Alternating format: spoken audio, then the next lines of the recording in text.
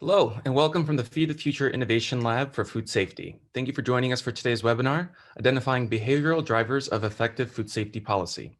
My name is Mira Chandra, and I'm a first-year PhD student at Cornell University, and I'll be your MC for today.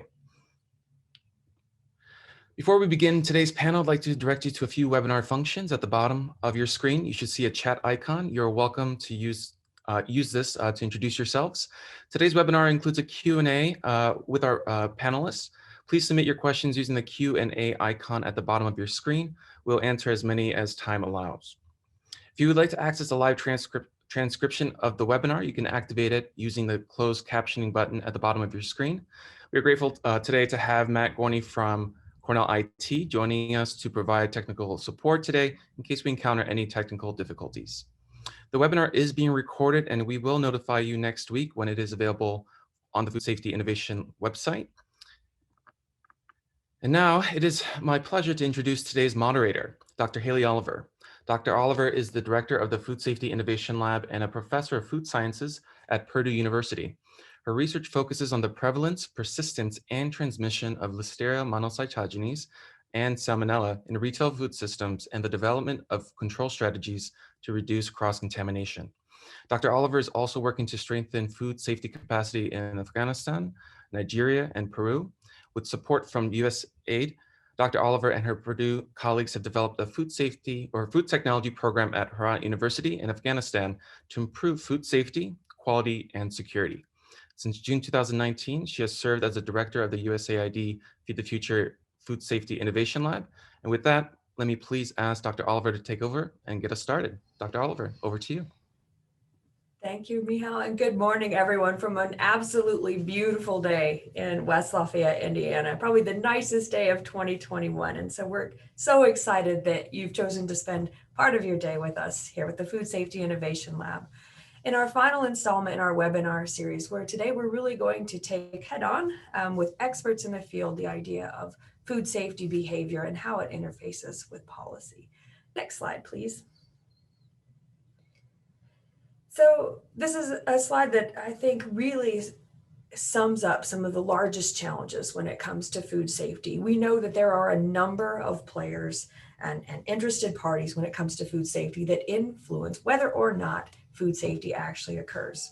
We know that the consumer plays a considerable role in that they can actually demand and are, of course, the end receiver of some of those foods where safety needs to be really key. Government develops policy. The private sector, of course, is the practitioner of food safety, and education, I maintain, plays a role, whether it's educating consumers, educating the workforce that becomes the private sector, or those individuals that become specialists in government. So we all work together as individual groups really to achieve our big goal of food safety. Next slide, please. So this slide is actually a piece of my work. I don't get to talk about this aspect of what my research is very often, but food safety culture and behavior is becoming a larger part of what I do and think about in my domestic research program all the time. We've been studying Listeria Monocytogenes, a foodborne pathogen that is never leaving the planet, but we try to keep it out of food. And we've found for the last 10 years that this is a very challenging organism to remove from the food supply, particularly the closer it gets to the consumer. And so despite massive efforts in our research program to improve cleaning and sanitizing practices, to help retailers or food producers improve their infrastructure, we have found that one of the biggest challenges to actual change and to motivating improving food safety is actually food safety climate, or the individual's willingness, understanding, and commitment to improving food safety. And so it didn't matter how many times we could find Listeria or how many improved chemistries we could use to clean and sanitize. If someone wasn't willing, able, or trained to do so, it didn't matter. We also found that hand hygiene is key to food safety in general, which does come back to human behavior. Now you'll see on the outside of the Venn diagram, there's a list of socioeconomic factors. What we've done recently is take all of our microbiological data and layer it onto census data in the United States. So this is a United States example, but I think the message is really important that we found that lower income parts of the United States were at higher risk of being exposed to this foodborne pathogen Listeria. So it says that there are many things at play, including socioeconomics and behavior, that are truly driving food safety. Next slide, please. So we have a very exciting lineup of speakers today that are truly leaders in this field and that are going to represent various aspects of it today.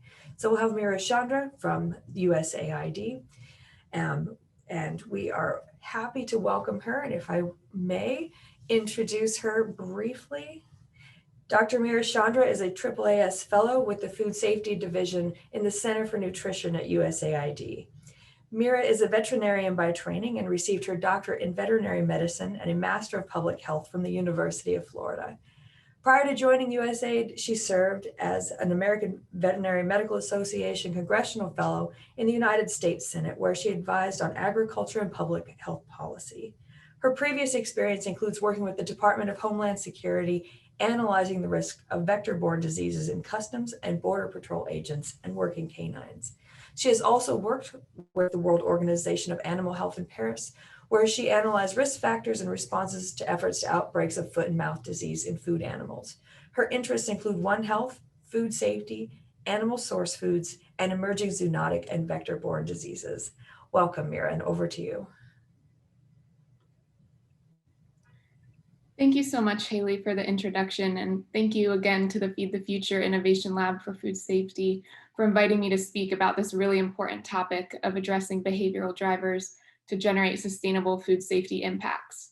I'm really pleased to be here today speaking at the 5th and final installment of the Food Safety Innovation Lab's webinar series. It's really been a pleasure, as well as an excellent learning opportunity, to watch the evolution of this series. Over the past few months, the Food Safety Innovation Lab has convened thought leaders from across the food safety and development community who have generated a rich and in-depth dialogue linking food safety to foundational development objectives, including food security, One Health, nutrition, and private sector engagement. The topic today is a very fitting conclusion for this webinar series because we can work tirelessly to generate and share evidence on the risks and impacts of improper food safety practices. But if we don't work to address behavioral change across the food system, we will not achieve sustainable results in reducing the incidence and impact of foodborne disease. Within USAID, we recognize that addressing behavioral change cannot occur without enhancing local capacity development. Local capacity development programming is a foundational component of USAID's work to foster sustainable results across all technical sectors and country contexts. To address this priority, USAID is currently working to develop a local capacity development policy. And with this new policy, USAID will make strategic and intentional decisions about why and how to invest in the capacity of local actors based on a shared understanding of the principles for effective local capacity development that contribute to achieving and sustaining development outcomes. In developing this policy, USAID has released an initial set of local capacity development principles. Those principles are rooted in the local system and build diverse capacities while building on existing skills and practicing mutuality with local partners. The principles also emphasize the importance of measurement and the mitigation of unintended consequences in collaboration with local partners. The first principle, which is to start with the local system, especially resonates with our work in the Bureau for Resilience and Food Security at USAID. The agency and the Bureau understand that if we want to achieve sustained progress in nutrition and food safety, we need to utilize a systems approach, which includes robust investments in food safety throughout food systems. The Bureau for Resilience and Food Security recognized this global shift in dialogue towards a food systems approach across the development community as a vehicle for discussing challenges and solutions for achieving resilience, food security, WASH, and nutrition in developing countries. To meet this need, we collaborated with both internal and external thought partners to develop an RFS food systems conceptual framework that is specific to resilience, food security, and nutrition. Next slide, please.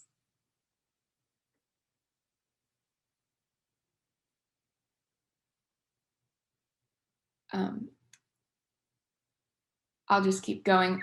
The next slide should be a picture of the framework, but we can distribute it to participants after. But within the framework that we developed, capacity, education, and behavioral change is explicitly referenced as an investment lever through which we can design programmatic approaches to improve food safety and ultimately improve the primary outcome of the food system, which is diets.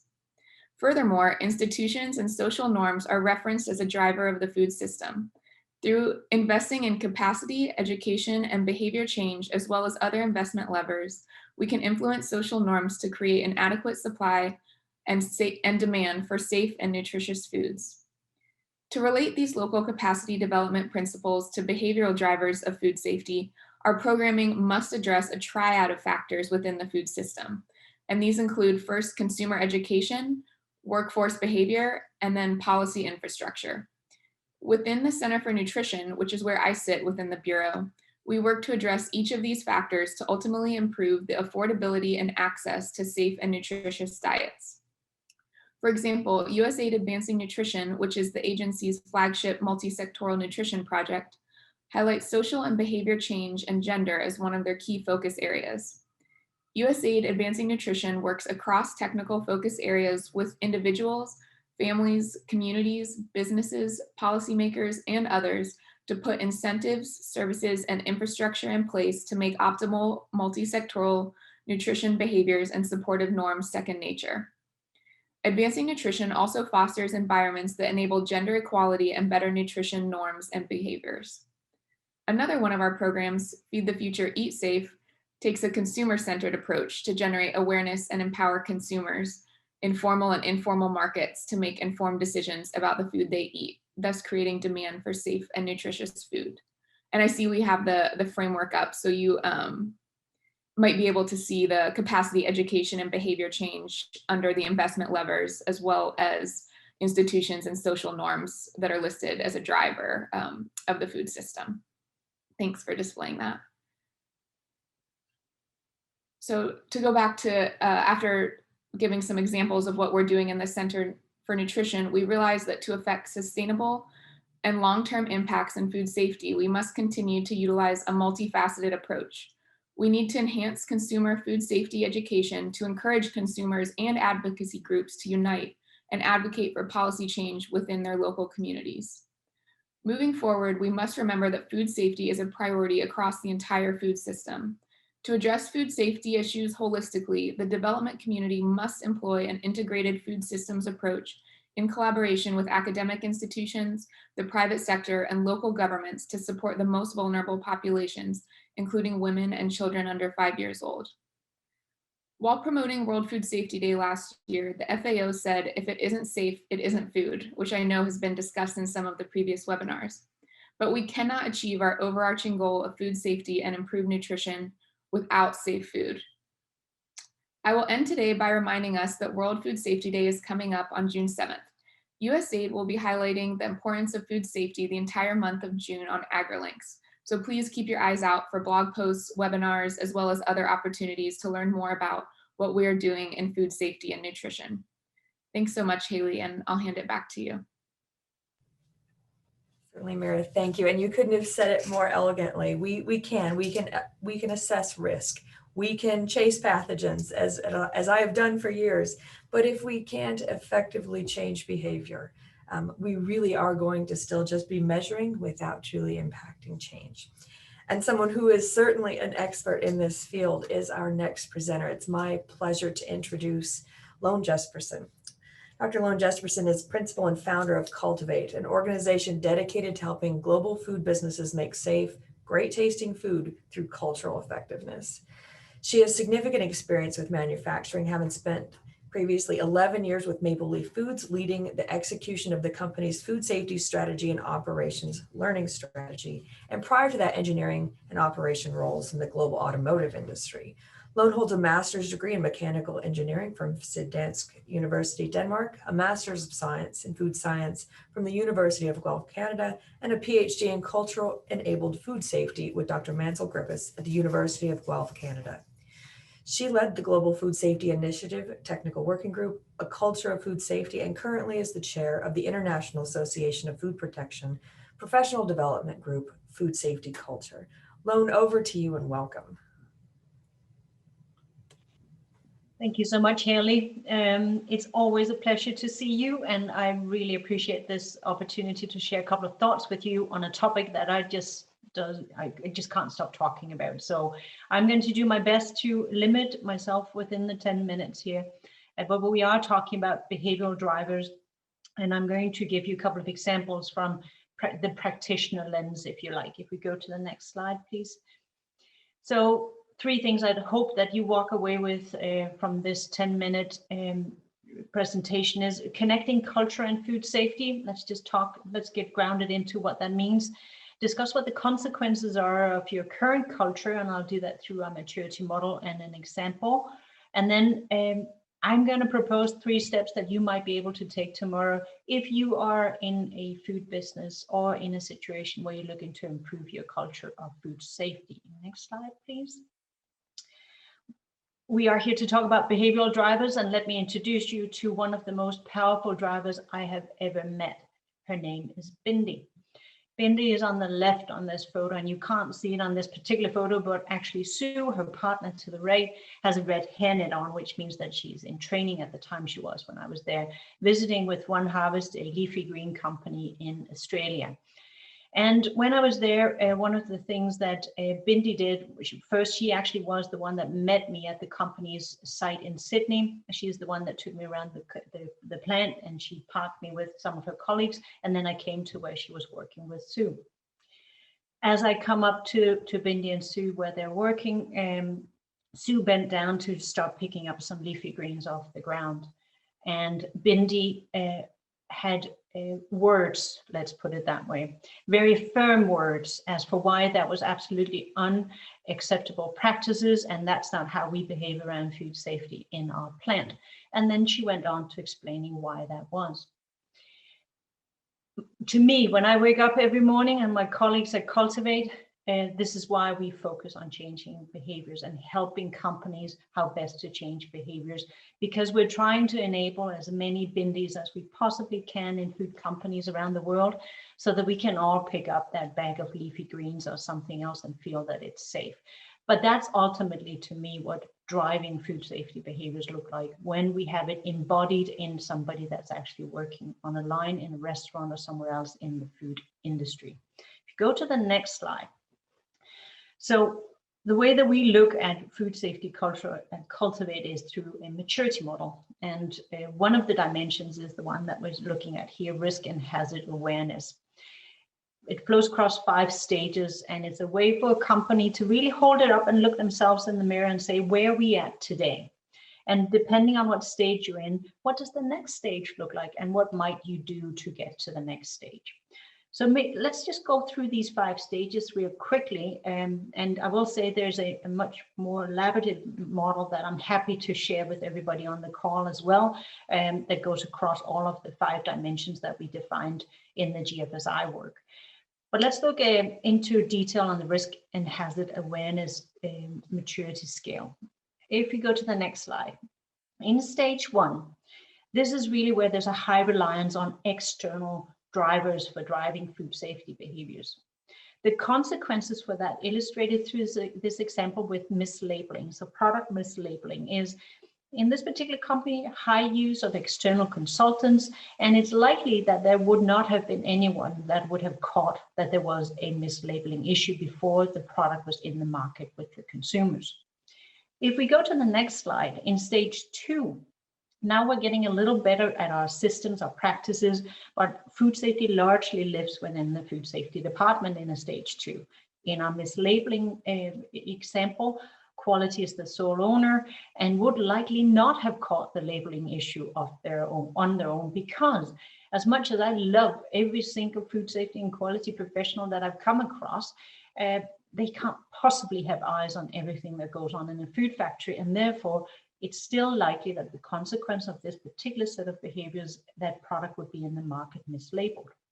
If you go to stage 3 on the maturity model, now we have much broader education and understanding of food safety across everyone in the organization. And what that means with our example is that all team members from CEO to frontline know their food safety, know their food, and would likely have understood the mislabeling issue. So it's not foreign to them why labeling is important. What is my role in making sure that we label product appropriately? And what can we do if we have some weaknesses there?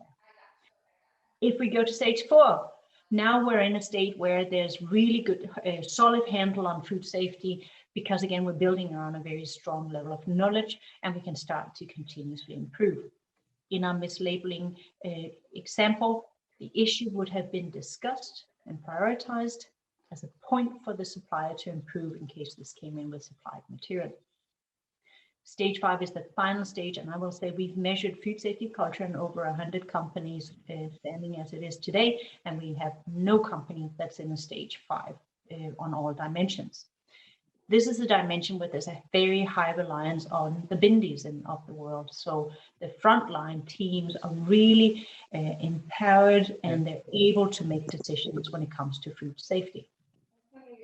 In the case of our example, frontline team member would, as part of the HACCP team, have raised the near miss around the mislabeling. So again, when I work with food companies and factories, most of the time frontline people are not part of the HACCP team, yet they're the ones that are seeing a lot of the detailed actions that we take, and therefore also what drives behaviors around food safety every day. So I hope this gives you just a little bit of an insight into how you might be able to look yourself in the mirror if you're in a food business, or if you're working with food businesses from a regulatory perspective as a customer, as a supplier. How can you go about looking at what behaviors we have in place and how that cements itself in our culture? Let's look to the next slide for a couple more drivers. So I mentioned bindi. Bindi is our ultimate type of behavioral driver when we're looking inside a food factory. There's a couple of others I'd like to share with you today as well. My personal one is around making food safety personal. It's my personal favorite, no pun intended. The second one is around owner and farm manager behaviors. So what can you help if you are in a technical position? What can you help your managers and leaders understand as for how their behaviors can influence the bindis and the Sue of the world?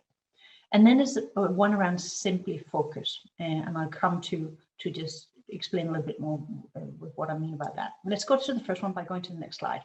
At Cultivate, we're proud to be partners of Stop Foodborne Illness. And one of the things that Stop does really well is it puts the ultimate respect in place around those that have been impacted by foodborne illness. And it does so by sharing their stories. When I was with Maple Leaf, we had a terrible event as well, where 23 of our consumers passed away because we had put sliced meat in the marketplace that's contaminated with Listeria Monocytogenes. It's that personal connection to food safety that we have to find a way to impart to those that we work with that has not gone through a terrible event like that. And Stop has some really very wonderful tools for doing that. But it's all about making food safety personal. Because as much as we talk about drivers of behaviors being training, we have consequences, we have all of this good stuff, many and maybe most people who join our fine industry didn't wake up one day when they were about to choose their lifelong career and said, I want to be in food safety. And therefore, we have to acknowledge that everybody comes in with different vantage points as for what food safety is and why it's important. But one thing that we all have in common is that we all rely on having wholesome, safe food to feed ourselves and our families. It's personal. It's one of the biggest drivers in my mind that we have to keep in mind when we talk about drivers of food safety behaviors. If you go to the next slide, I mentioned managers and leaders, and I have frequent conversations with leaders in food companies about teaching them to behave. And what I mean by that is, if we take the 5 dimensions that you see on this slide, which is vision, mission, people, adaptability, consistency, and we've already looked at hazard and risk awareness, those are ways to slice the concept of food safety culture into some dimensions that you can action. And it doesn't matter if you're a regulator, policymaker, food company, or if you're in academia, you can use these to explain and also change food safety culture. And when it comes to leader behaviors, we can also map them to these 5 dimensions. Vision and mission, that's all about walking the talk. And we have a quantifiable scale at Cultivate where we can measure that in food companies. To what degree does a leader and manager walk the food safety talk? And how do they become food safety teachers? Bindi and Sue did not act the way that they did because they came into that into One Harvest and just operated that way. They saw that demonstrated by leaders who walked the talk. Around people, it's around, I think, embracing the uniqueness of your industry. It's easy to get caught up in what we can't do. But you know what? Every single food industry or sector has some uniquenesses that can be very powerful when you go to drive food safety behaviors. You might be in a very multicultural sector, or you have a factory. I've got one client that proudly told me that in one of their factories, they can carry a conversation in 61 languages. It's very unique, but it's also one that's highly adaptable. So what are those uniquenesses in your industry that you can really learn to embrace and use to your advantage when you're driving food safety behaviors through training and simple communication tools? Adaptability to me is all about asking. Somehow, as we grow up and we become mature adults, we forget the whole question mark and how important it is for us to actually drive behaviors and help others understand why they should take food safety personal. So equip your leaders and those you work with a little question card when they go and do their walk-arounds in a food factory, in a field, go visit a restaurant. What are they going to ask of their colleagues that they go visit with around food safety? Help them ask questions to also show interest, but also for them, again, to become food safety teachers. Consistency, weekly conversations with crews around food safety challenges, get a rhythm in where it's expected, build some habits up around food safety.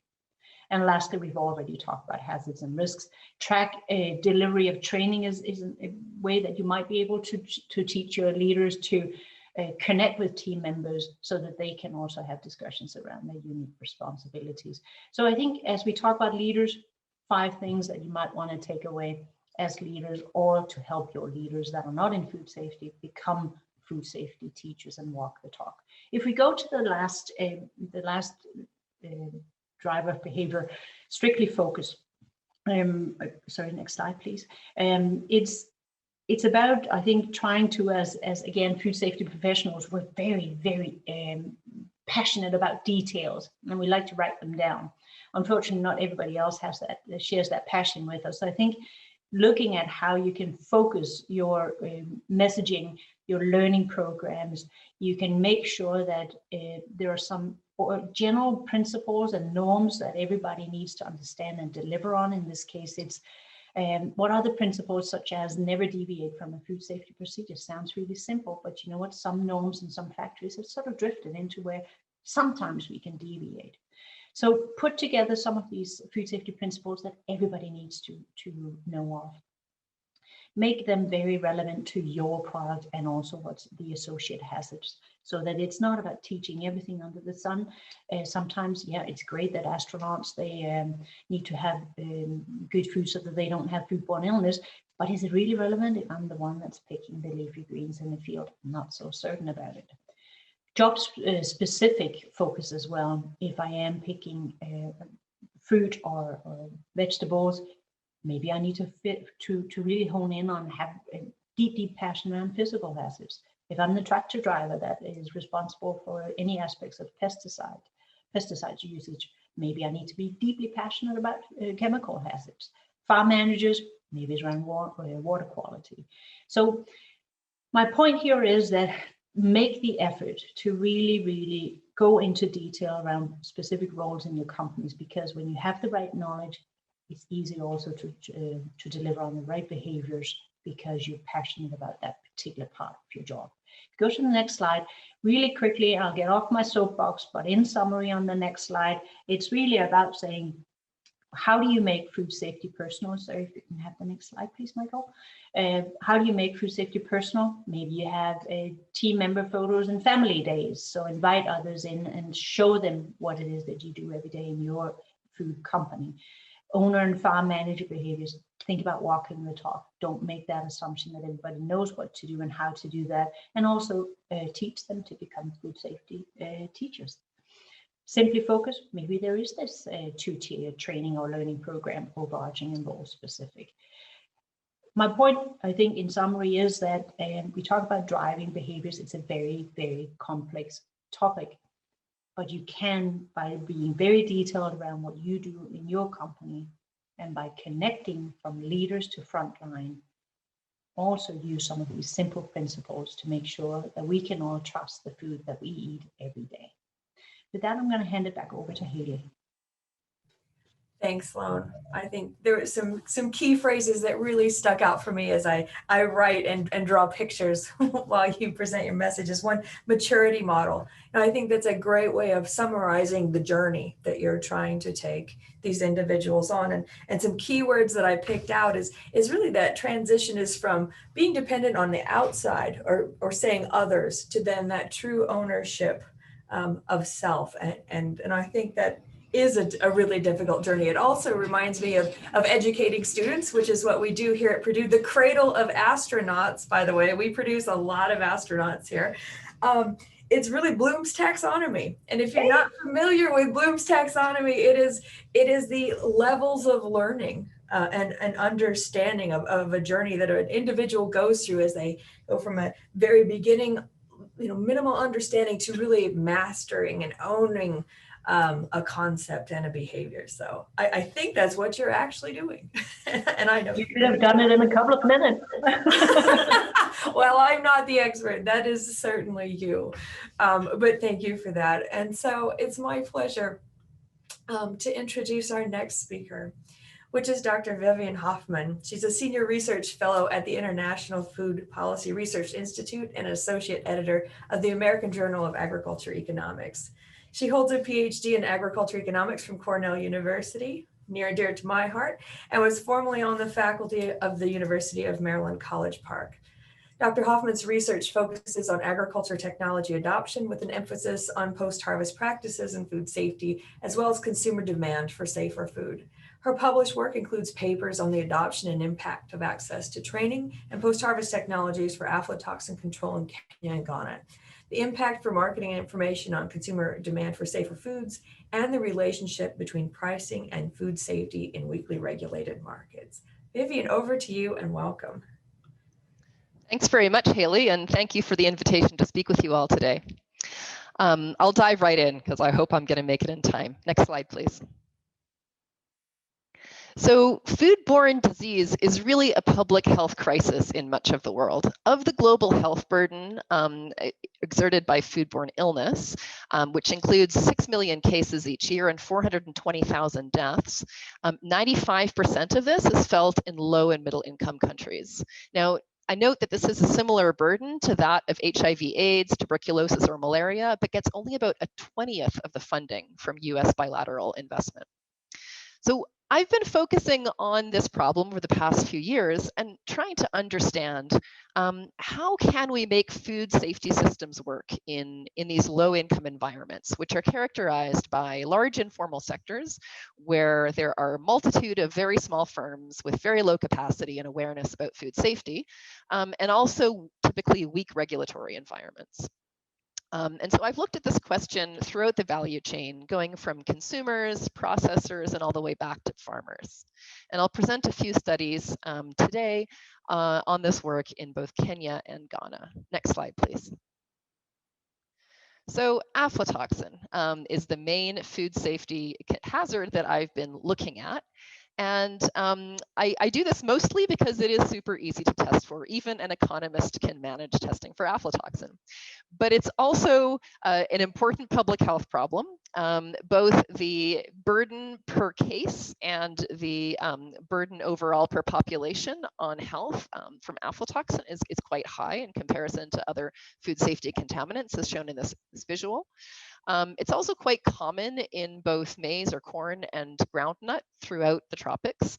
And it's something that farmers and others in the value chain can do something about. So simple post-harvest practices can reduce aflatoxin by about 50% in the studies that I've done, and probably more under ideal conditions. Next slide, please. So I'll dive right into a study on consumers, since consumer preferences are expected to drive demand, and therefore behaviors throughout the rest of the value chain.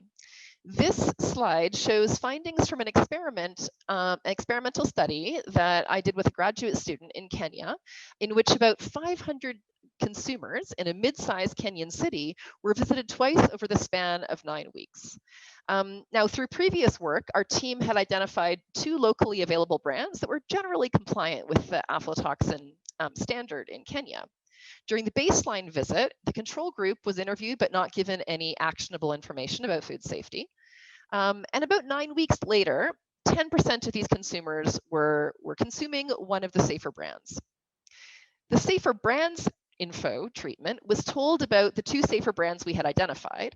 And these consumers were not statistically significantly more likely to be consuming one of the safer brands. And that's based on like a visual inspection of what they had in their house. They could show us the brand they were consuming. So it wasn't just kind of a reporting bias effect. We were actually able to confirm this.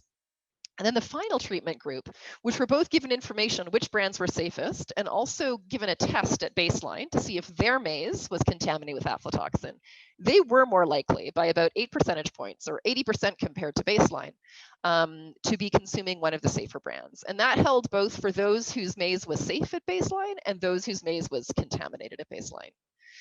So clearly there was a strong impact there, but it relied on not just telling people what is good, but also showing them where there are hazards. Next slide, please. My collaborators and I have also looked at how consumer demand for food safety can be translated into incentives for companies to make food safer. Since we know that regulatory capacity it tends to be weak in countries where foodborne disease claims the most lives, one strategy could be to create voluntary private certification systems. So foods companies could then use certification to signal their better food safety outcomes and draw consumers away from competitors. However, when we did an experiment in which maize flour in Kenya, one particular brand of maize flour was promoted based on third-party verification of its food safety protocol, we found that sales initially increased, but this response faded in a matter of weeks after the end of the marketing campaign. So the blue diamonds in this diagram show weekly sales of the targeted brand. And on the red lines show you where marketing happened. So during those red lines, the blue diamonds go up by about 20 to 30% sales increased. But as soon as marketing stops, demand goes right back to where it started. Now, when we combined it with a discount, those are the red diamonds, demand did tend to stay pretty elevated over some time. The red diamonds turned green because eventually we stopped doing the discounts, we kept up the promotion, but eventually this also reverted back to baseline levels after about 7 weeks after the marketing ended. And importantly, also the company we worked with stopped the use of the food safety label after we ended the study. This is because they weren't always able to source safe raw materials, so they had to sometimes halt production. And also using the label increased regulatory scrutiny. So they got tested more often by the government regulator because they were making these food safety claims. Next slide, please. So although food safety labeling doesn't seem to work that well, and in fact, there are no companies that take this approach currently in Kenya, at least for maize, there does seem to be a correlation between the safety of food and the price and its price. So in this graph, I'm showing a scatter plot of price per kg versus proportion of samples compliant, and you can see a downward trend there, which is statistically significant. What we found is that the brands that are larger and also have better name recognition are more likely to be compliant with the food safety standard for aflatoxin. Notably, none of these brands use food safety claims in their marketing, but the managers that we interviewed said that they pay attention to food safety because a mandatory government recall based on a food safety violation can destroy a brand's reputation and drive consumers away. Smaller firms tend to compete on price rather than reputation, and so they're not as vulnerable to the threat and basically don't pay as much attention to food safety. So expanding the reach of regulators through voluntary and revocable government certification of informal firms, which are also present in this market but not part of this study, could be a way to improve these outcomes more broadly. Next slide, please. Now, since most of the health hazards found in foods originate on farm, we decided to also test some interventions at the farm level. These are results from a trial in northern Ghana, where randomly selected groundnut farmers were given information about how to prevent aflatoxin contamination. Others were given free drying sheets to dry their groundnuts on. And a final group was offered a price premium for aflatoxin-safe nuts. We tested the impacts of these 3 interventions on 4 sets of practices. In particular, we had been focusing on drying, right? So giving them drying sheets directly affects drying. But we find that some of these practices can be influenced by information. The ones that are cheaper generally to implement are more influenced by information. The TARPS intervention, giving them drying sheets, obviously improved their drying behavior, but also interestingly improved other behaviors. So once they're able to implement one behavior, they also see higher value and better storage practices because they know they've already invested the effort to dry properly. Now they're also going to sort their nuts properly and store their nuts properly. And finally, the premium price intervention improved practices, including the costly practice of purchasing TARPs. Next slide, please. So while the market premium is very promising, the only way to actually get this to work is going to be to get farmers integrated with value chains that will pay a premium for food safety. And that has proven quite challenging in the settings where I have worked. So I have tried to do this in Ghana, I've tried to do it in Kenya, and I always end up just subsidizing the farmers' prices because the markets currently just don't support premiums for food safety. The customer demand isn't there because the regulatory infrastructure isn't there. And so the system appears to be quite broken. I do, however, there are some examples of successful market integration experiments. So one in Uganda linked farmers with boarding schools, and those farmers' incomes went up by 36% over 4 seasons in which this market linkage was implemented. So it can have huge impacts for farmer income as well. And I think, there are some promising new ICT-based approaches to link farmers directly with vendors, which could be used to also leverage food safety demand.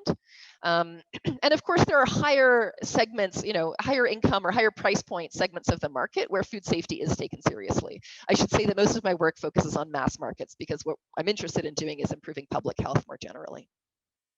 Next slide. So just to conclude, what my work has shown so far is that consumers do respond to credible information on relative risk about food safety. So it's important to tell them A is better than B rather than just A is good, because A and good doesn't mean all that much when you don't know how bad B is. This insight can be used to perhaps improve food safety outcomes in the informal sector. And the International Livestock Research Institute has piloted some projects in several countries where they train, certify, and then monitor compliance of informal food safety actors. And I think it's a really promising approach, but requires more investigation of how we can ensure that the government side, the monitoring side, is working well. Moreover, regulatory enforcement doesn't need to be perfect to achieve results. So as my research shows, firms with any brand equity are terrified of government recalls. And this suggests that Usaid and other international donors could really shift some of their investment to working with governments to really good effect, because currently most of the bilateral aid goes to the private sector to support food safety, whereas investing in the government could kind of create the incentives for the private sector to invest itself. And finally, producers' outcomes can be improved, but they need information to access, to information, tools, and also market incentives, especially when they're producing for the market and not just their own consumption. Thanks very much. I think that's it. Next slide. Okay, thanks. Thanks, Vivian. I think you've underscored that there's a number of actors that have to be at the table in order for us to move food safety. You mentioned a larger investment in government could be key. You've highlighted how consumers certainly can play a role and how the importance of messaging. I will say I'm so glad I had myself muted when you said even an economist can test for aflatoxin. That did make me laugh as a microbiologist. I really thought that's going to be the highlight of my day. So thank you so much for sharing your perspective. And I think you've brought in some interesting points to the table that when we go to panel discussion, I'm certainly now going to ask the panel to address the idea of where does food safety lie in a competitive space? Should it be a marketing tool or should it be adopted across the board? So definitely an important question that we think about in developed economies and developing economies. It's my pleasure to introduce our final speaker. Professor Madden Day is an agriculture economist with more than 28 years of post-PhD experience in teaching, research, outreach, and governance in a variety of agriculture and natural resource contexts. He began his career in the economics of agriculture development, focusing on rice. Dr. Day completed his postdoctoral research on the agriculture economy of Asia under the mentorship of Professor Robert Evanson of Yale University from 1991 to 1993. He has worked in various academic and research organizations and has conducted research on several subsectors of agriculture and natural resources, including crop, livestock, and fisheries. Professor Day is widely published in several fields of agriculture development and policy, including 90 referee journal articles, several books, and 45 book chapters. I've written 2, that was 2 enough, and reviewed proceedings. Over the past 25 years, he has led and implemented a number of pioneering, innovative, and interdisciplinary agriculture projects in the US, Asia, and Africa. Dr. Day, over to you.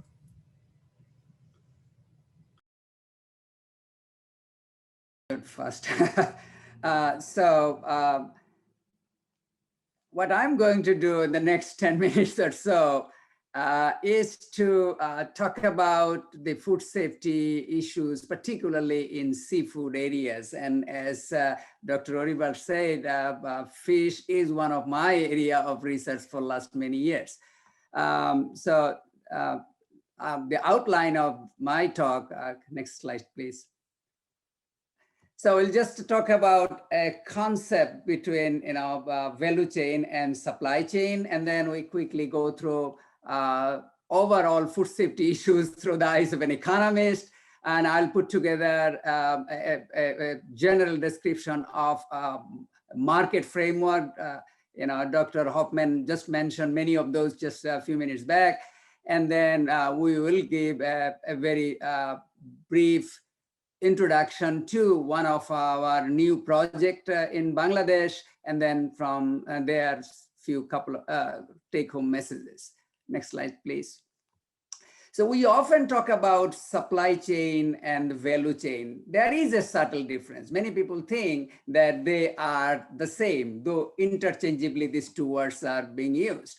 The main emphasis of the value chain is from consumer to the producer. It is not, okay, I have a produce to sell and this is, I am doing some advertisement. That's not the case. It's to understand consumers' requirement, what do they need? In this case, what are the attributes consumers are thinking about as far as food safety is concerned? What are the consumers' willingness to pay for some of those attributes? So I just like to make a difference at this stage that whenever we talk about value chain, the inherent consumer preference is very important aspects. Next slide, please. So as I said, it is from consumer to the producer. And the important thing is that how we could create those value and how these gains by changing some of the food safety ingredients in a food that gains can be distributed across value chain. So again, the emphasis of the value chain analysis lies with consumer-centric focusing on consumer. Next slide, please. So what about seafood? Is that whenever we talk about fish, just like many other food, it's a bundle of characteristics, right? That characteristic gives rise to utility, as we economists often talk about. And our consumer preference and price are expressed through many of those characteristics. Now, there are two types of characteristics broadly, quality characteristics. One is intrinsic, and then what are some of the extrinsic attributes. Intrinsic means what we have inside the product, and then we have this labeling, branding, packaging as part of these extrinsic cues. Now, the food safety issues or the attributes includes also consumer perception about this quality. So that's an important. And if we go into the literature, is that food safety issues, these issues are, some are, if you go check many of the studies, it will say that these are the credence attributes. We cannot really find out even after consuming it, right? And whether a fish I am consuming has antibiotic residues or not, I cannot find it out. So that's an important thing. That's usually the food safety attributes. So that brings to the question of this information, question of labeling and all these things. But many of those attributes could be search attributes. Take the case of labeling. If we do a proper labeling, how that could turn into some kind of a search attributes. And experience attributes. The person who eats fish every time is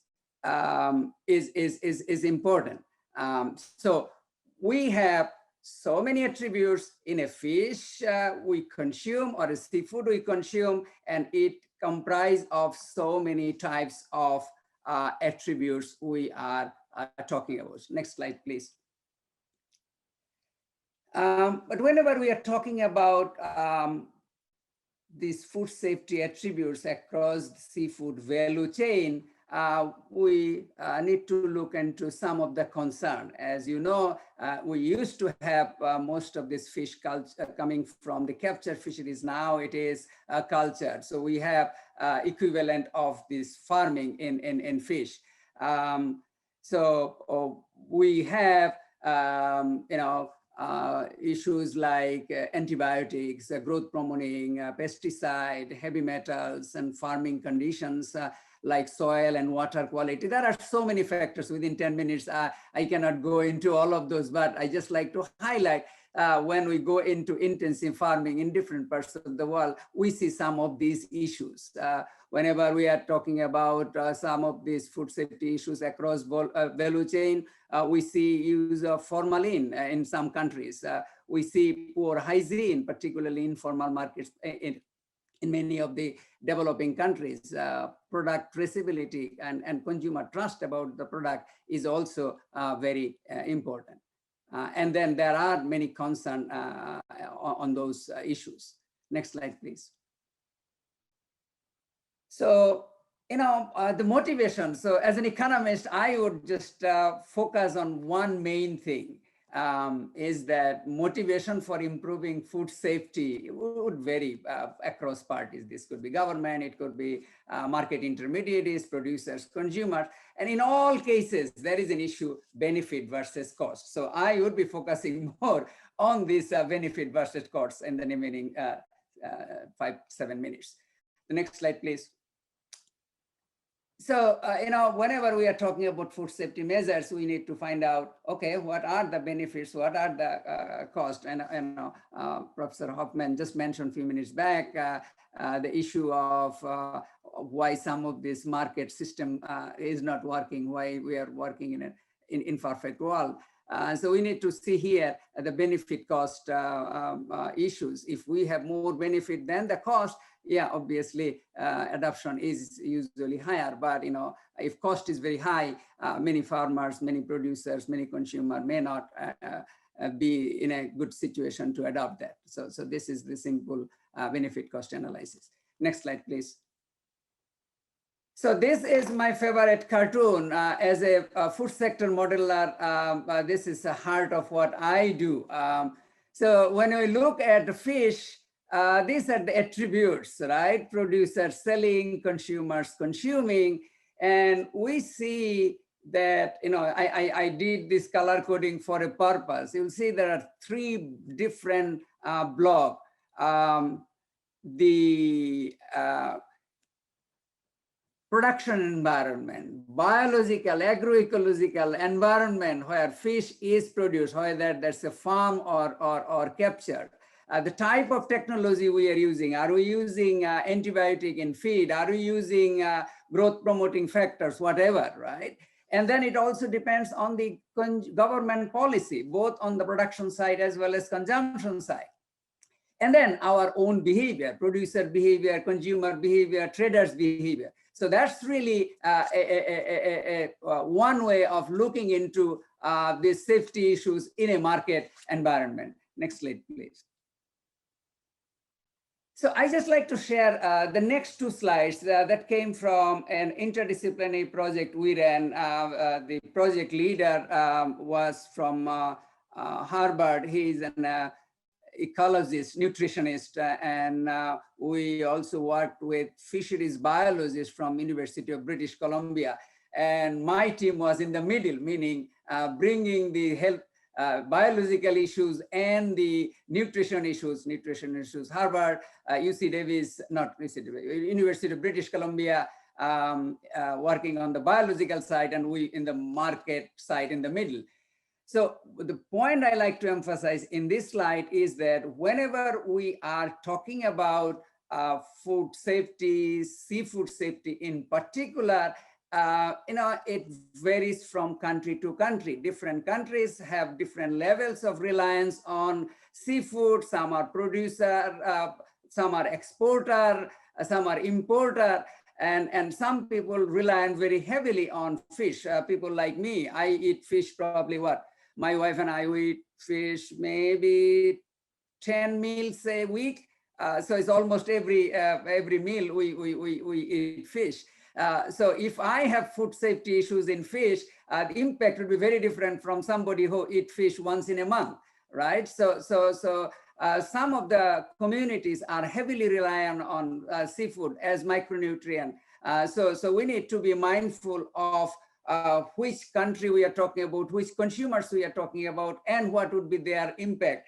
And there is a debate between food safety versus food security, right? So I just like to highlight that complexity through this slide. Next slide, please. It's from a different publication, but from the same project. And again, highlighting the importance of fish in different parts of the world and how this works in a different environment, because some are producers, some are exporters, some are importer. So if I'm an importing country, how the food safety intervention will work, because the origin is from a different country. So I just like to highlight that it is not a homogeneous issue. It's a very, very heterogeneous. We are talking about capture fisheries. We are talking about culture fisheries. We are talking about different countries. We are talking about different culture system, consumption habit. So I just like to highlight the complexities of the issues. Next slide, please. So another aspect I just like to highlight, again, we don't have time to go in detail. So even if we are talking about fish alone, I'm not talking about diversity in terms of countries, in terms of consumer, look at different consumer react to their consumption of different types of seafood. This is from Bangladesh, which is a fish consuming country, and you'll see how many fish different peoples are consuming and their behavior change. What they do with one kind of fish like carp would be very different from what they do for another fish like a pangas. So whenever we are talking about seafood safety and consumer behavior, producers behavior, it depends on the specific types of fish we are talking about. So I just like to highlight, whenever we see the growth in terms of demand, it is not uniform. So I like to highlight that diversity issue through this slide. The next slide is also similar, please. It just shows that whenever we see under alternate scenario how the consumption will change over period, you will see the different, it's not uniform, right? Some fish people would consume more and some are not. So whenever we are talking about food safety attributes, these are very important. Next slide, please. The next couple of slides I will go through very, very briefly. I will not mention in details. One thing I like to highlight is that the price of a product in a given market depends on many other things, on price elasticity of demand. Now, how consumer responds to changes in price, and that is not uniform across all countries, across all society. This is the book we wrote a couple of years back, and chapter 11 of that book discuss in details all the elasticity. So I'm not going into the details. Next slide, please. I'll just go through very, very quickly. So next slide highlight essentially on the supply side. Again, this is a older work we did. So I talked about cost and return. Now, whenever we are talking about cost, it may not be same for all types of producer. As we know, this example from India, we did a work at the time. I was with Wallfish many years ago. We did a survey in India and then tried to find out cost of HACCP compliance. And as expected, we'll see for per kilo basis, cost of HACCP compliance is higher for smaller farmer, right? And so that puts smaller processor, smaller industry in a disadvantaged situation, because if we face the same market price for everybody, the smaller one would face difficulty. So the point I'm highlighting is not only on the production side, consumption side, but it's also on the production side. And you'll see how a smaller processor would be in a disadvantageous situation. Next slide, please. So again, Dr. Hoffman talked about many of those. So I am not going to explain in details again these attributes, but empirical studies shows. So we have many studies, and one, it shows that the consumer behavior depends on product characteristics. Earlier, I talked about whether these are credence attributes, whether these are search attributes, or whether these are experience attributes. So it depends on the product attributes, consumer characteristics, and the market environment, whether we have perfect information, whether government is supporting or what kind of action government is taking. So if we look at many of these willingness to pay studies, we see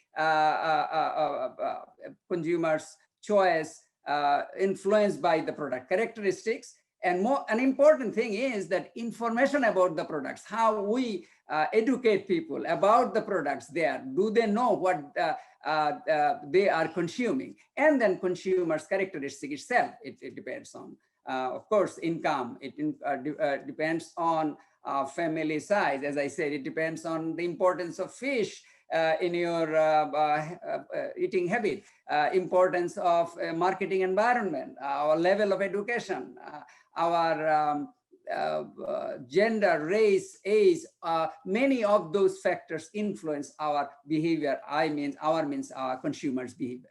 Next slide, please. I just like to share one slide from a study that one of my former PhD students did earlier, and this is based on a Nielsen data. Of course, that data did not have all the food safety attributes, but one simple thing is that, in the United States, there are a lot of debate, US catfish versus Vietnamese pangasius, and in spite of all these information available in the market, and we are in a developed world with much more information, we try to find out whether consumers are paying premium of this US catfish versus the Pangasius. And then the answer was that it is not uniform. In some market, they are indifferent. In some places, they are having premium price. Maybe there are many factors why they are getting premium price. The point I'm making is that whenever we are talking about a premium price for food safety attributes, or a product with food safety, higher food safety attributes, we cannot simply assume that it would be uniform. It depends on so many factors, and these slides highlight that aspects. Next slide, please. So what I'm going to do is, this is my almost last slide. The next slide is the concluding remarks. Is that we started a new project recently. It is a slow start because of COVID-19 issues in Bangladesh. So what we are trying to do is something similar to what Dr. Hoffman said. One difference I think here is that we are actually analyzing this food sample. Microbial chemical analysis would be conducted and would try to find out what are the what we talked about essentially 3 in these projects. In the microbial bacteria, so we like to see what kind of bacteria are there in fish and chicken in Bangladesh. What kind of heavy metals do we have? What kind of antibiotic residues? Because we know in many of the developing countries, including Bangladesh, we have rampant use of antibiotics. So what kind of antibiotic residues we have? And then we would conduct an auction experiment with those information and see who like to pay what kind of price. Do we see the kind of objectives, kind of hypothesis I just mentioned, that if we are rich, probably we are willing to pay higher prices for food safety attribute. Does this hold true when we inform all this information in an experiment with consumers? And from there, we analyze the economics of food safety measures. And we are working with 2 universities. Some of my colleagues are already in this call, I assume. I saw Professor Saidur Rahman earlier send a message. And then we are working with the regulatory authority in the country, which is Bangladesh Food Safety Authority. So in this project, it's truly a multidisciplinary and see what is available in those food samples, and from there how consumers would react when they know what they are in those products. My last slides, please. So what is the take-home message? There are many differences between value chain and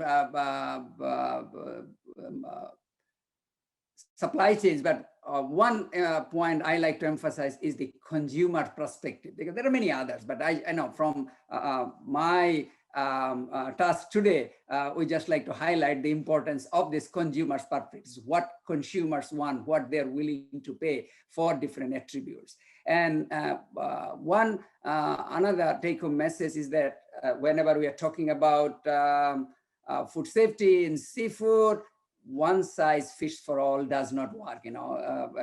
Different countries, different situation, even within country, different socioeconomic group, and even within a country within the same economic group, different types of fish species and consumers' behavior differ. So we are talking about 40, 50. If you look at Bangladesh household expenditure survey data, the household expenditure survey data have information on 50 plus seafood products. So you think in a complexity there, right? So we need to assess cost and benefit by country, commodity, scale of operation, rich versus poor. As I said, it is a heterogeneous product. Seafood is a heterogeneous product, and the price response we are talking about, elasticity we are talking about, is not same. It differs from country to country, within that same country, different socioeconomic groups.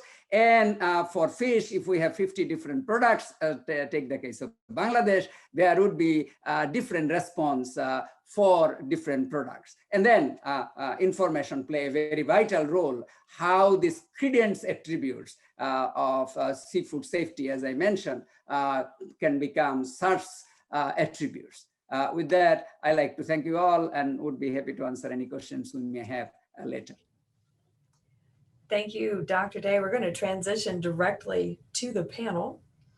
And again, thank you everyone for the absolute flood of wonderful questions. I think the number of thesis and dissertations that could be coming from the questions asked from the audience are very, very noteworthy. We'll try to get to as many of them as possible. But I'd like to start off actually asking Mira a question, and really it comes from her very global background looking at and thinking about food safety. What do you think, Mira, are some of the biggest challenges for building food safety policy infrastructure in developing economies? Thanks, Haley. I think that's a really good question and definitely a complex one. But I do think that one of the most foundational components to get local governments to establish a policy infrastructure is to generate an understanding of the impacts of food safety and how it can affect so many different development outcomes, like health, nutrition, and economic growth. So many of the linkages that this webinar series has covered in the previous webinars. I also really liked something Lone mentioned, which is to make food safety personal. And we really need local governments to understand that the risks and impacts of what the risks and impacts of food safety are within their own country's context. And I think hopefully in doing so, local governments will realize that establishing a policy infrastructure is essential to mitigate these food safety risks and achieve outcomes in all of these different sectors. I think something else I mentioned earlier is that improving consumer education and having consumers as well as advocacy groups unite to kind of create a demand for a regulatory infrastructure is really important as well. Those are a few challenges I can think of. I think we could talk on and on about it, but I'll stop there since I know there's a lot of other questions. Thanks. But certainly, like you said, it's dissertations for days as we think about the complexity of that. Lone, several questions have come in, and thank you to the panelists too that are answering directly in the Q&A or have answered in the chat. We really appreciate that given the volume of questions we have coming in. But Lone, one question for you, how do you foster food safety culture in developing countries where food security is really the primary importance? I think there's a couple of tactics, I suppose, but it's obviously a very short answer to a very complex problem, as we've heard illustrated by some of the great speakers today.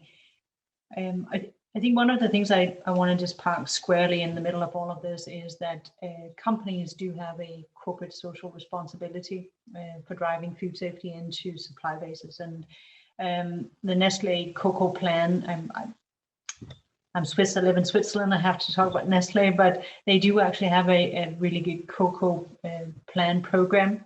And it's all about developing better lives for farmers who deliver or supply cocoa beans to the world's cocoa consumers.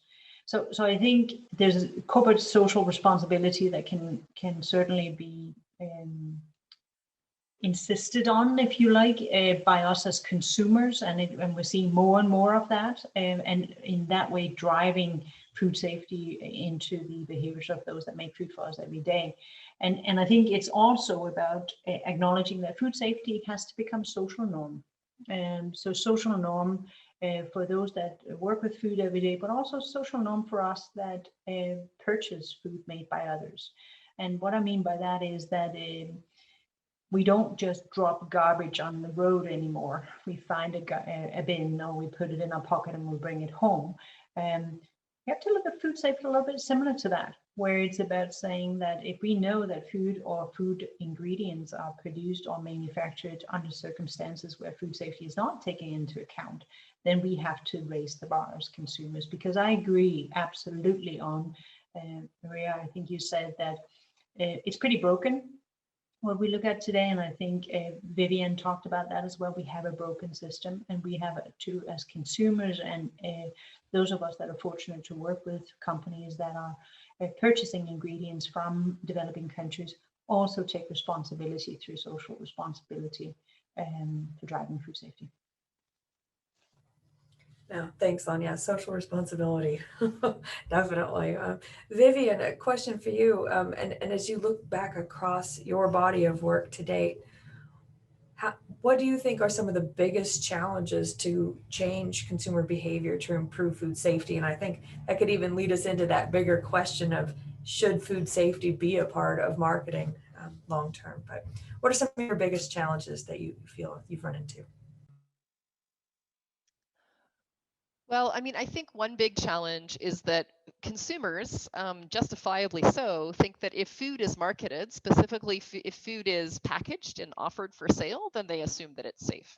And so it's hard to get them to change that perception. And I don't actually think we should. I think we should try to make the food safe on the shelf before it's marketed.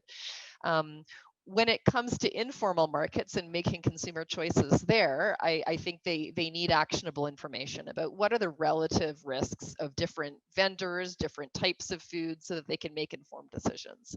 And you know, a big part of consumer behavior is also within the home. So if you're going to buy a piece of meat from an informal butcher, or even from a very formalized supermarket, what are the practices you need to implement in your home? And there's a lot of good evidence showing that training mothers on how to prepare food safely, or, you know, which foods are good for their kids to eat, it does have an impact. Parents care about their kids, and kids are the main target group we really need to reach with safer food. So I think there's a lot that can be done. And there's been much more work on wash and infant feeding practices than there has been on food safety. And I think that the programming can really catch up with the need in this respect. And specifically for mothers with young infants, there's really a lack of any programming on what should mothers be doing if they cannot exclusively breastfeed their kids. Now, of course, we should be promoting exclusive breastfeeding, but in some of the studies that I've looked at, there are kids as young as 2 weeks that are getting cow's milk.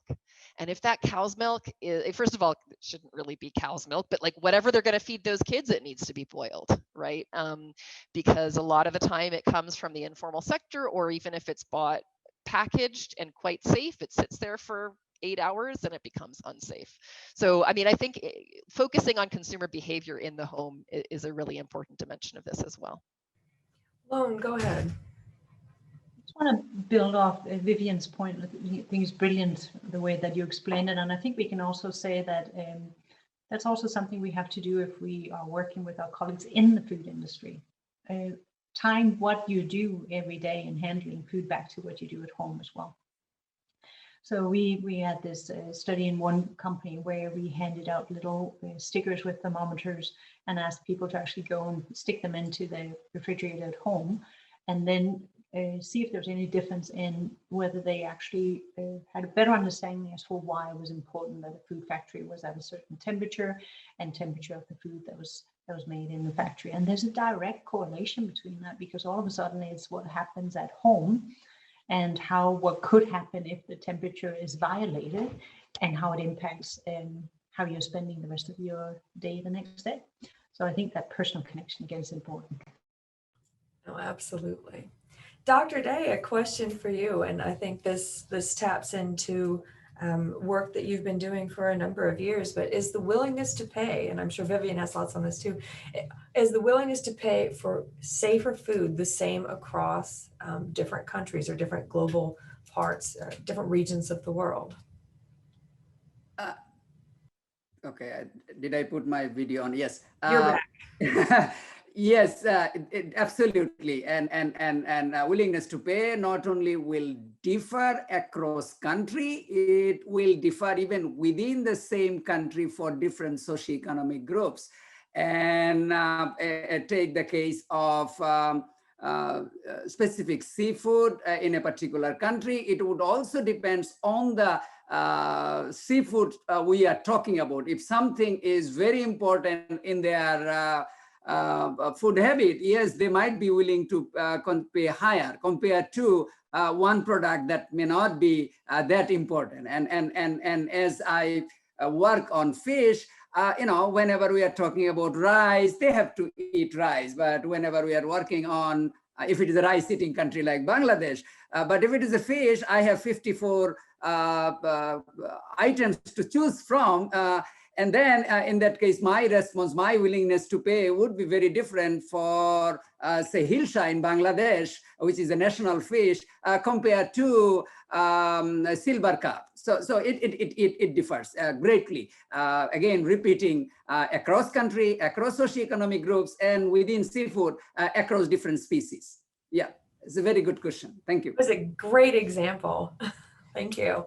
This is an open question, and it comes to us from one of our partner programs at Usaid, Eat Safe. What steps could vendors take in informal markets to improve the safety of the products they source without impacting the price of food? Now here, this is dissertation material. So open to anyone. I'll repeat it again. What steps could vendors take in informal markets to improve the safety of the products they source without impacting the price of food? Can I answer that? Go for it. Absolutely. Okay. I mean, I think there are a lot of low-cost practices or even no-cost practices that vendors could adopt. So one is just proper hand hygiene, right? And that may not be something that they can adopt without public support. If there aren't places to wash your hands, this is not going to be feasible. But with some level of basic government investment in the public health around food markets, which seems like a really good buy, vendors could easily go wash their hands. Other practices that could be used would be to treat any washing water with chlorine. Government, again, can help with that, either providing chlorine or providing treated water. Easier access to water will definitely enable food vendors to practice better hand hygiene, better food hygiene, improved prep surfaces, so easy to clean prep surfaces that are not splintered wood, but rather some kind of easy to clean plastic or metal surface would be a huge improvement in a lot of these settings. So I think there's a combination of practices, but also required infrastructure. And that shouldn't be a burden that's placed on the vendors. These are really poor people. They live hand to mouth day to day. They can't afford to increase the prices of their food. So they're not going to adopt these practices if they have to increase the price of their food. It's not just a question about what happens to consumers who have to pay more. They're going to be competed out of business. So I really think that this is a case where governments have to step in and recognize this is a public health problem. It's not an individual health problem that people are going to solve for themselves. So if you want to make markets safe, there needs to be some minimum level of investment. And then I think you can train these vendors to practice some really basic practices and maybe certify them and monitor their compliance with those practices to make sure that they actually get a competitive advantage by adopting them. Thanks. No, thanks, Vivian. I would agree. And just the very brief set of data that I presented at the front end that looks really at the US or domestic perspective, hand hygiene was squarely in the middle. Like if you could get that to happen, if you could facilitate it, you were already reducing the risk of at least of the organism we were studying at the time. Any other comments from the panel on strategies to improve food safety of products without impacting price? All right, well, we have just a little bit of time, but I'm hoping that we could actually come back to this idea of food safety and marketing. And I think Vivian presented some really compelling data on the role that marketing to a consumer that a product is safer can give it an advantage. I think Lone could probably speak to some of the more developed economy positions on food safety marketing. A number of them, at least again from the US perspective, have agreed that food safety would not be a place of competition, because if one product in the same sector becomes unsafe, it actually impacts the entire sector. So I would like to turn this idea over to the panel of how you balance marketing, food safety, the pros and cons of that idea. Elia, from a developing economy perspective, going to be a little controversial by saying that I agree very much on that it's a non-competitive advantage to deal with food safety. But I also think that that has to some extent held us at a certain level of performance. And I think if we go back and look at food safety as a component of what a food company does in and around its total quality effort, then there's a cost associated with mature versus immature cultures. And it's demonstrated, and we put a paper out a couple of years ago around the economic gain of maturing a food safety culture. And it's all about saying that the more mature your culture is, the less you have to check the checkers and checking the checkers, because you have that broader knowledge and you're actually able to take some of the waste in the form of time, material, etc., out of your food production system. So while I'm not answering your questions around question directly around marketing, I do think we have to acknowledge that mature food safety cultures will also add to how you're spending your hard-earned sales dollars in conversion.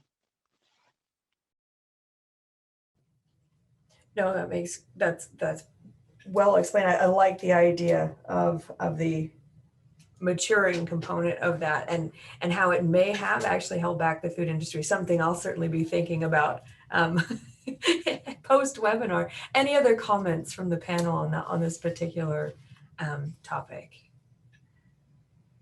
Yeah, so I definitely think that food safety should be a precondition of market access. However, there are huge swaths of the food system in developing countries that are outside of any taxation or other regulatory control, including food safety. And we're not going to illegalize those vendors. It wouldn't make sense from, a practical or humanitarian perspective, because that's what people rely on for their food supply. And so what we need to do, I think for those informal actors, we need to try to bring them up to some level of formality, at least in the context of food safety. And so India has actually taken an interesting approach to this, where they allow food business operators to acquire food safety certification without interacting with the revenue authority. And this is important because people are informal for a reason, right? They don't actually want to incorporate formally. But if you can focus your efforts and on the parts that matter to public health and maybe decouple that from the rest of the government system, it can help us get food safety improved without being draconian about it, but giving these guys actually a market advantage where that's appropriate. But that said, I think that for the formal sector, certainly, and increasingly for the entire market, we need to bring it under regulatory oversight, because these players, while many of them have good intentions, there needs to be some checks and balances to ensure that food safety is provided not only on a voluntary basis.